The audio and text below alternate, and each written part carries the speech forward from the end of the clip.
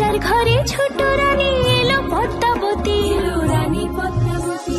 রাজার আরো 6টি রানীর ছিল না সন্তান, পদ্মাবতীর কোলালোতে মিলল সমাধান। বছর যেতে জন্ম নিল 7 ছেলে 1 মেয়ে, হয় খুশির আকাশ হঠাৎ কালো মেঘে গেল ছেয়ে। হিংসেতে যায় জ্বলে পুড়ে বাকি 6টি রানী, যুক্তি করে ঘটায় ওরা 7 কুমারের হানি। সুযোগ মতো 7 ছেলেকে মাটিতে দেয় পুঁতে, বাঁচে একা পারুল, ওরা পায় না তাকে ছুতে। ধাইমা বাঁচায় সেই মেয়েকে বড় করে তোলে, 7 ভাইকে পায় যে পারুল 7টে চাপা ফুলে।